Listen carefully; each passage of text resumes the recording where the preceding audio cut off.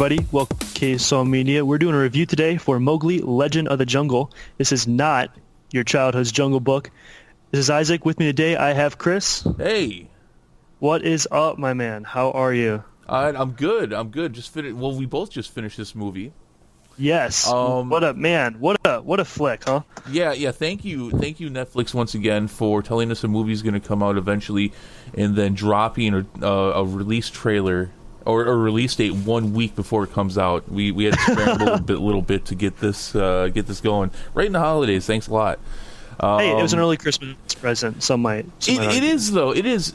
You know, we talked about this. Ian and I talked about this on the Jagged Edge, our weekly podcast last week, and we said, we were a little curious as to why they decided to release the movie like this, because initially, when Netflix got it, they said this is going to come out in 2019.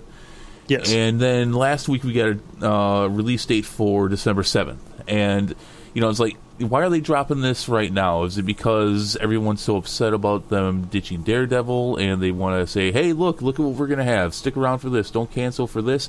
Or is it because they're like, well, you know what? Maybe we're not totally thrilled with this movie, and with everything going on, if we just dump it now, we don't have to worry about it. And I'll be honest with you, I'm still not sure what the theory was. I think it might have been a little bit of a mix of both. I wonder too if it's like the thought process was it's nearing Christmas break, you know? Yeah. And all this nostalgia, all these kids are going to want to come out and see this. I know it had a limited theatrical release about a week ago on, I think it started like November 29th. Was it actually out in some theaters? Yep, it had a limited theatrical release. It was only big, I think it was like bigger cities like Chicago and whatnot, obviously. Yeah, they got all the good stuff. But it did have its world premiere November 25th. In Mumbai, which was the first time a Hollywood film has ever premiered in India, which is a pretty big deal. Yeah. You come with all those fun facts. Oh, absolutely. I would not have known that at all. But I know this has been on your radar for a long time. Yes. They've been talking about this movie for years, because this was being made and produced around the same time as the Disney live-action Jungle Book. So yes. This has been in the works for a very long time, and you're the biggest Andy Serkis fan I know. But you're a huge Andy Serkis fan who directed this and obviously played a huge part in his creation. This has been known. You've had for a while it was the Disney's Jungle Book, and then there was Andy Serkis' Jungle Book. If you pay attention to these kind of things in production and such, that's typically how you knew them to be. But yeah, this was, and we talked a lot before we started this. I mean, this is probably one of the better produced movies that's ever come out on Netflix. You can tell that this was initially made to be a large release. Oh yeah, absolutely. From in terms of direction, story, a lot of the CGI, even. If we can I'm going to kind of branch off a little bit of what you were talking about. Let's break down the timeline. I mean, Sure. This was, like you said, it was produced by Warner Bros. It was originally set for an October 2016 release, which is about a month after the Walt Disney release. Then in 2014, they decided, you know what, we'll release it in 2017. That way they can get some more work done on visual effects. Right. And then in get April, a little bit of space between those two movies. Yes. And then in April 2016, after the worldwide release of Disney's Jungle Book, they decided, okay, we'll move it to 2018. And then that's right about that time is when Pan was released by Warner Brothers, which was the live-action remake of Peter Pan, trying to retell that story. And it just absolutely bombed. Like, I mean, it had a huge cast. Hugh Jackman was one of the leads. Tons of money poured into it. Absolutely bombed. And Warner Brothers... they had tried to do like a remake of the song by Nirvana, and it was just there was Smells Like Teen Spirit. They like had that song in it, and they like did a version of it. It was whack. I almost want to find that just to experience the train wreck. Oh yeah, just I mean it's a solid story. It's just not a very well done movie. Yeah. But anyway, they were like, well, we don't want to have another bomb on our hands. And I think it's around the same time they were doing, like, Warner Bros. Was doing Justice League and just all these other bombs, Yeah. So they were like, we'll release it here on Netflix. That way we don't have to spend a bunch of money on marketing. And that way Andy Serkis still gets his movie out, which for me is a shame because I think Andy Serkis makes just gold. I mean, he totally changed the game back in the 2000s with his whole motion capture technology, with Gollum and the Lord of the Rings. He did the Planet of the Apes trilogy, which I thought was phenomenal. I thought it was honestly one of the really best movies. Yeah, that was one of the best movies of last year, honestly, like in my opinion. And I just think everything he does just has been absolutely amazing. And so I was like really following it because like I said, I really root for Andy Serkis. I want to see him do well. And then this dropped in our lap this week, which has been really, really fun to watch. I was for a really long time I've wanted to see this. Now I come from a very different perspective. I did not watch The Jungle Book as a child. I have never seen the animated movie the whole way through. I did not see the live action that came out a couple years ago. I mean, obviously, I know The Jungle Book. You hear these stories as a kid. It's is it a Disney thing? Yeah, it's a Disney thing, but it's not a Disney story. Along with a lot of the older Disney animations that came out, these stories existed before Disney got their hands on them. The Jungle Book is in one form or another. Yeah, it was a novel written by Kipling, I believe. Right. So, and then they just kind of adopted it. So I was really looking forward to this. At one point I was worried that it was never even going to come out. So I actually was glad to hear that Netflix took it, and I think it's the right place for it. I think it's the right platform because this. I mean, when it comes to releasing movies in theaters and major releases like that, there's a lot of money as far as advertising and everything that goes into it, and I can understand why a studio would not want to put that behind this film. I mean, it's a kid's story, whether you want that title on it or not. It just is. That's where The Jungle Book is in our culture. It's a kid's movie. This is not a kid's story though. No, it was very immature in its themes, messaging. This is a hard PG-13. Oh yeah, they toe that line really nice. Andy Serkis actually was in an interview and was joking about how I should just make this movie R, just to like really differentiate us from Disney. It's like I totally could have if I wanted to, but I didn't. You're welcome. Like that's literally what he said. I can see that's the whole thing. I can appreciate that. I really appreciate this movie for what it is. I know we've taken a few minutes to get to this point. Overall, I really enjoyed this movie. I'm happy. I'm happy we finally got to see it. I definitely like what it brought to the table. It's not without its mistakes, and we'll get to that. But I'm glad that there's a telling like this of this story. It allows someone like myself to enjoy it in its completion and in such a way. Because these older stories that all these old animations are based on and such, they do have different roots besides Disney, and that does not get the spotlight that it deserves. And so I'm glad that one of these movies did get that. I think this ties in really well, actually, with our last review. We talked, if you haven't listened yet, go check it out, our Robin Hood review. We talked, but one big point of that conversation we had was, is there a right way to retell old stories like this? Like, you want to make them edgier, you want to make them like live action. How do you do that without it being a flop? And I think this was actually a really great example of how to do so. It was edgier, but they stayed true to the roots, but they kept the mature themes going. Unlike Robin Hood, which was just all over the board. And gosh, that movie. But let's not keep beating that dead horse. But I know you're right though. I didn't put that together. That you actually do have a yin and a yang here a little bit. Where Robin Hood is a lot of what's wrong with trying to retell an older story like that. A story you grew up with as a child. Ironically, also a Disney movie, although not one of their A-list animations. But they did a Robin Hood as well.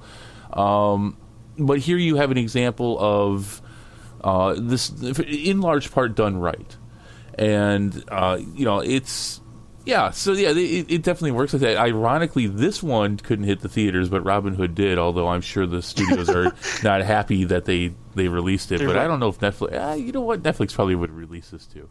So they probably would. Yeah. Netflix releases anything, man. That's true. But that's good though. That's good though. I sometimes, one of my favorite things about Netflix, especially now that the Marvel shows are going away, is that it's an outlet for movies that I would not have seen otherwise.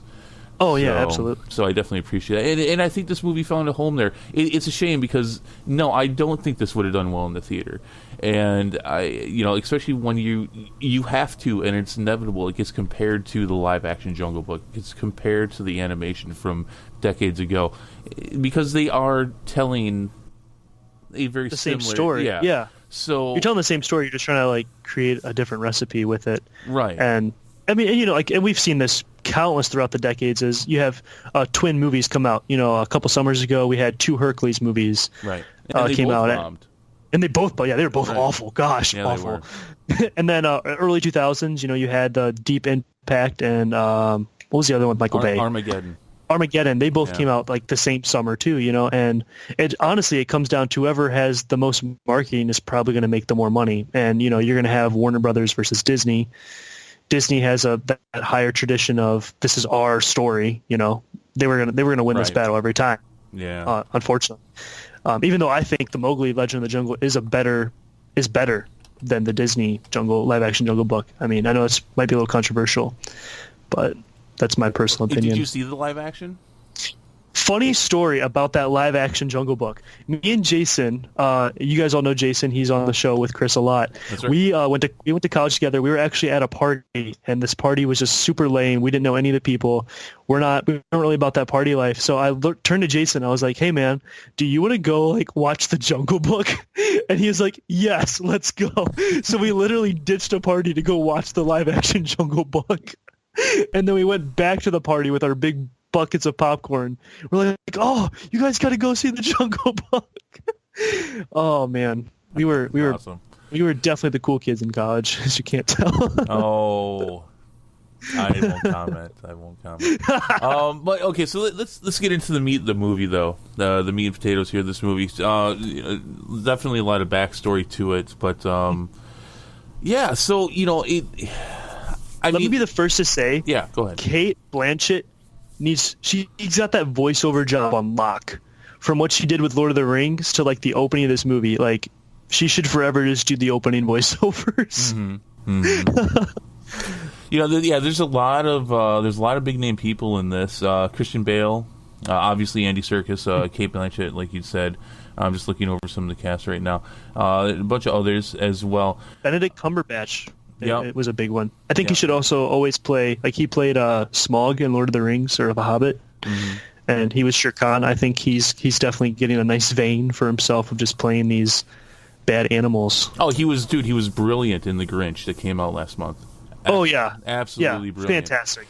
So the acting is really good in this. It's funny because I think a lot of people, you had commented on it, I had kind of commented on it when we were talking before we started the review. You're going to see these animals and they're going to look off. Mm-hmm. They're going to look off. And a lot of people say, it's just bad CGI. I don't think it is bad CGI. I mean, it's decent CGI.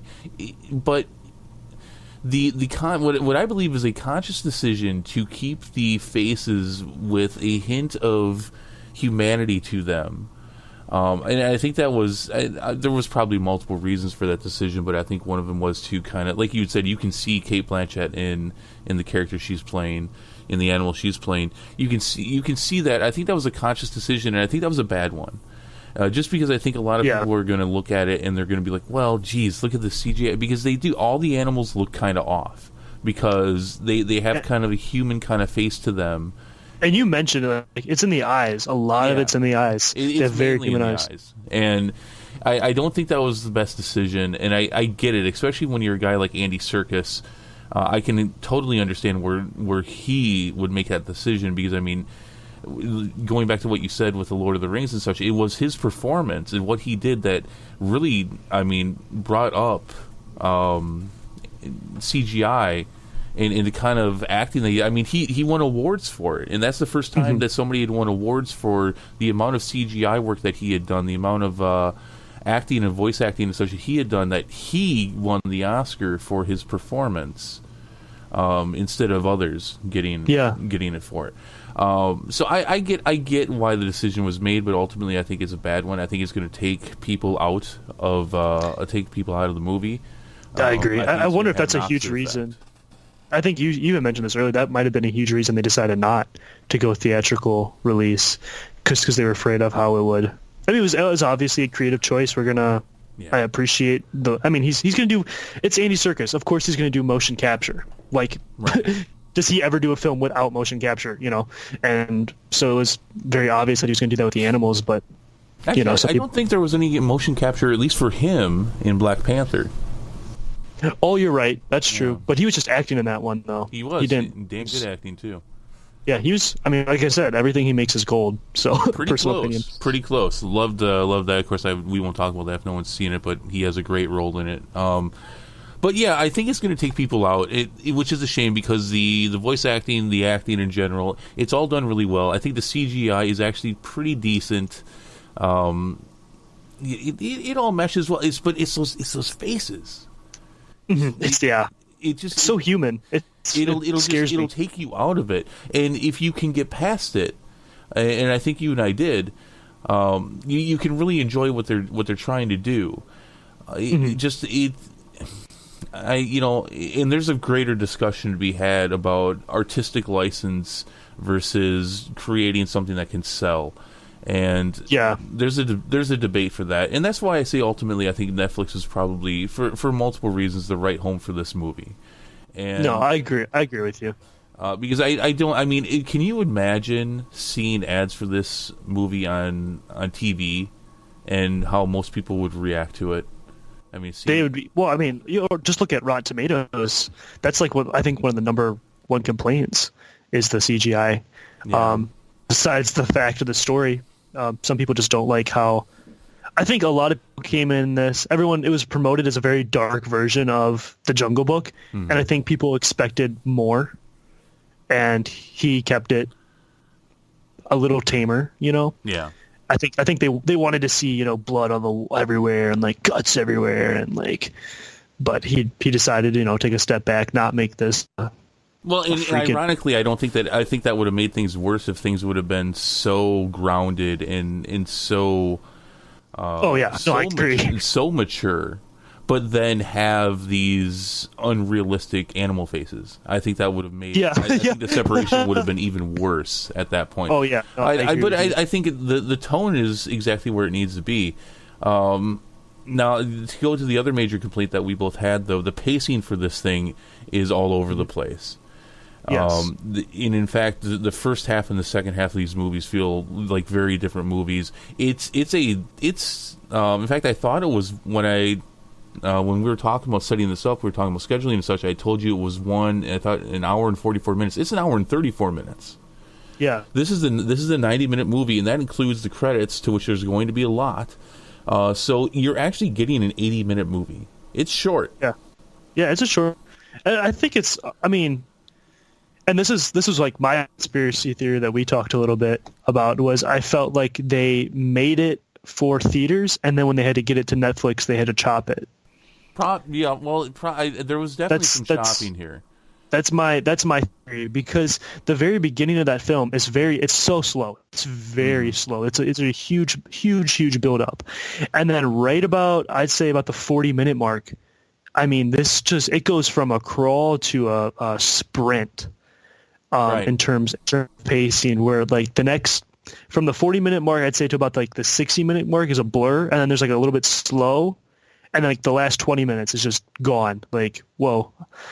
Personal opinion. I mean, maybe no. wrong. Very very similar. I mean, they lay down a lot of groundwork in the first half, as the first half tends to have that struggle of needing to explain the world that you're seeing as well. But it's a much slower pace at the beginning, but then it just gets to a point. I mean, you see it when you're there. Things are starting to turn, and then it's just boom, and then next thing you know, the movie's done. And it felt like they cut off pieces of the end or something in the middle. Like it definitely, I had that feeling too. There's definitely some streamlining there in the second half. At least if they were trying to keep the same pace throughout the movie, then considering how much CGI there is in the first half, I can't really see them keeping any of that unless they needed to, and they did pretty much need to. But the second half is just I think there was a lot of chopping down and a lot of editing in the second half of it, and it's okay because overall the pacing's off and it kind of feels weird, but it tells its story. And yes, it doesn't sacrifice that, but it's really weird because it's just like, well, here's this and here's this and here's this, and then boom, now you're done. And it's like, whoa, what the? Okay. It reminded me a lot of. Did you see The Giver a couple years ago? No, I did not. I think The Giver. It was. I think it might have been a Warner Brothers movie. Maybe not. It was based on a single book, right? And it came out right around the time like all the Hunger Games movies were coming out, and they like updated it, made it futuristic. The book is like in the past, but this is like they made it very futuristic, and it was very slow and then super fast, but at the same time it felt right. Like they didn't try to be something more than it was, and it didn't. You know, that's kind of like that's what I felt like with this film. Like it'd be very easy to be like, we're gonna make a trilogy out of Mowgli, you know, and we're gonna like stretch every detail. But it felt like it knew it was a one movie, and it set that up, and it was done. You know, and maybe in a way that kind of reflects the jungle of how it is, the life of the jungle. Now I don't know. It's you live and then it's over. Maybe that's what they're going for. But. Now, all that being said, and I mean. And I'm glad we're doing this review with the negatives up front because that is important. I think in order to tell this, I mean, we've mentioned it, but I do want to say it again. I want to end this on a high note for the positives of the film. It is a very touching story.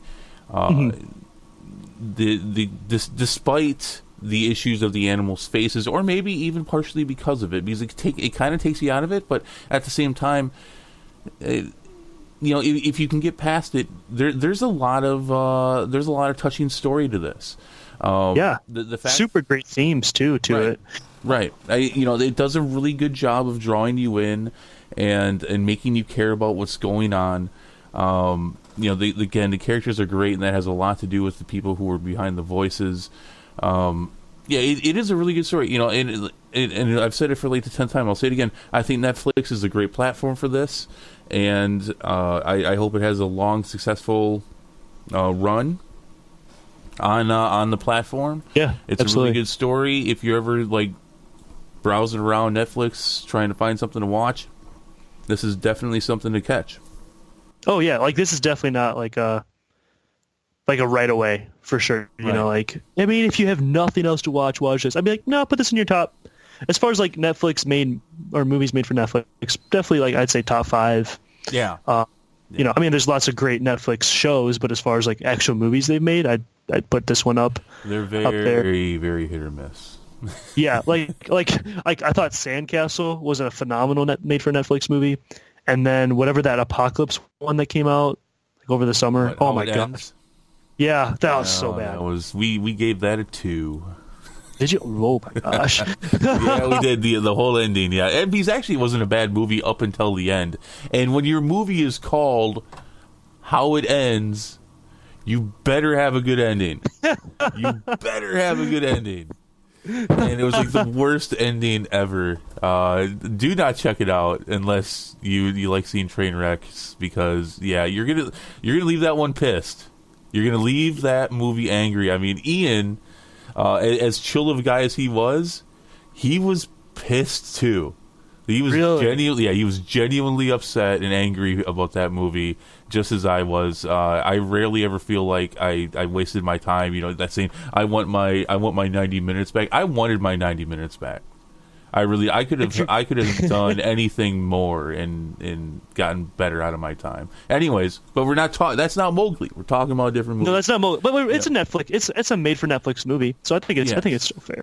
Yes. All right. Is there anything else that we wanted to touch on for this? I mean, that was pretty much the majority. I mean, I know we kind of we bashed it a little bit, but I want you to everyone should know. This was. I mean, I felt like we had a nitpick, honestly. Yeah, it's a really great story. The allegory of the tale, it's definitely more mature, but I think they did a great job of balancing it, so you could definitely still watch this with kids. You know, I think it was a really maybe not the really young kids. No, yeah, but like maybe not your toddlers, but not your toddlers. You know, maybe I think it was a refreshing. You're 8 and up, maybe. Yeah, 8 and up. it was definitely, I think, a refreshing take on the tale, because it's been one of those films that's been done over and over and over. There was the Jungle Book. There was the animated. They actually had another. It was like Mowgli's Story. It was a made-for-TV movie. Oh, I'm sure there's tons. Which was pretty decent. But as far as casting, I mean, I can't give enough credit. I thought everyone was fantastic. They used a lot of Bollywood actors, which I'm not a Bollywood fan, but I thought their acting was phenomenal. And then obviously you have your big stars. In terms of direction and writing, I thought it was fantastic. There wasn't too many lines where I was like, really? Would they really say that? Like, come on. But, I mean, overall, fantastic film. And I'm just going to give a shout out real quick here. Andy Serkis's Blue. Blue was definitely my favorite. Oh, yeah, absolutely. And yes, he's the director, so he gets a little bit, so, it's kind of like, oh, he's going to shine a little bit brighter. But, it's also Andy Serkis, so when you have motion capture and CGI like this, Andy Serkis is just going to shine better than everyone else anyways. So, oh, yeah, he's phenomenal. Fantastic actor. Yeah. Like, everything, like I said, everything, in my opinion, everything he does is gold. If you disagree, please comment below. Tell us what you don't like about Andy Serkis, and then delete your comment because you're an idiot. That's right. That's right. Good luck with that. Good luck even being able to make comment. Should we do, what I was going to try to like... rate it? For ratings, I was going to be like, how many miles would you, in the Running of the Wolves, would you give it 1 to 10? But that felt really forced. We'll go a little bit. Yeah, that's all right. We'll go a little bit different. 1 out of 10 wolves in the pack. Let's go with that. I'm going to give this a 7.5. It's a fun movie, but the pacing does suffer from it. It does feel like this thing has been gone over probably a few too many times through the editing. The facial expressions and all, just the faces of the animals it is a little off, but there's a great story here, and it's a good watch. It is not for your little kids. It is not. I don't even think there's a single joke in this thing. No, there's not. There's no show tunes. There's no singing. There's no dancing. There's no jokes. They get close with like one character, and the albino wolf is like the one. Yeah, no, that's true. That's true. There's the albino, and there is a little bit of dancing with the humans. Yeah, the humans. Yeah, but there's no dancing Baloo or anything like that. If you're expecting the Jungle Book, I'm sorry, this is not the movie for you. Right. This is Mowgli, Legend of the Jungle. Right. But no, it's a lot of fun, and if you enjoy the story, and a displaced child being raised in the jungle and then finding itself among people and trying to deal with the issues that comes about with it, you're going to enjoy this. So yeah, I give it a 7.5. I'm glad it finally found its way to me to be able to see it. And I'm gonna give it a little bit higher, just because I think as far as live action retelling stories, this one has been the best I've seen, I think, in a very long time. Like we said, Robin Hood was just a pile of garbage. Like every time I've tried to see like a classic story retold, I'm usually very disappointed. And for here, I was actually really pleasantly surprised. I had high expectations in one way because I knew Andy Serkis was directing it, but also I had like kind of low expectations because I mean, not too many films go from we're going to have a theatrical release to I guess we'll do Netflix, and like you said, it was kind of combed over. Anyway, I'm gonna go 8. I feel very confident giving this an 8. All right. And obviously it might be I'm a little biased because I mean it's a circus film. That's all right. You can be biased. So yeah, I think I'll be happy with my 8. It's your opinion. It's our discussion and your opinion. So I think it might be the highest rating I've ever handed out. So Andy, you should be proud. Like, good job. Oh no, that's not true. Something that Royale Hotel. Oh, that's right. You're right. Well, we gave that thing 9s. You're right. What did we go? I gave it a 9. You gave it a 9.5, or vice versa. Something like that. Yeah, it was something like that. You're right. You're right. Movie. So yeah, since speaking of good movies, there's really nothing in theaters right now, so this might be a great time to watch. That's true, because Mowgli Legend of the Jungle. Starting next week, it's gonna be crazy. It's the craziest holiday season I've seen for movies yet. Oh yeah, if you're waiting for Aquaman, this would be a good time to squeeze in Mowgli Legend of the Jungle. There you and go. I'm definitely up in that because we'll be doing that review pretty soon. Yep, a couple weeks from now. 21st is when that comes out. So yeah, actually, 2 weeks from now. And then it's Christmas, man. Then it's Christmas. Yeah, I'm stoked. Praise the Lord, we made it. Presents and food and family and fun and all that. Guys, what did you think of this movie? And join our discussion and comment below. What do you think the hit and misses were? Also, if you liked our review and discussion here, if you could give us a like and subscribe, that'd be great. But yeah, so I think that's going to wrap it up for us. I'm good with that, man. All right, great. So until next time, we're going to have a whole slew of reviews coming out here. There's all kinds of stuff coming out next week. Most immediately is going to be Voltron, the final season of Voltron. Completely different demographics for this movie, I'm sure. and Into the Spider-Verse. But we try to diversify around here a little bit. It can't just be action and superhero stuff all the time. That's next week is action and superhero. This week's a little bit grounded. With people's faces on animals. There we go. All right. Thank you very much. Have a good day, guys. Hey people, thank you for tuning into this episode and taking a listen.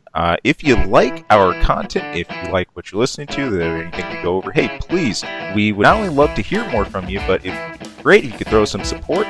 You can subscribe right below. Also, you can toss us a line anytime. That's ksongmedia@gmail.com.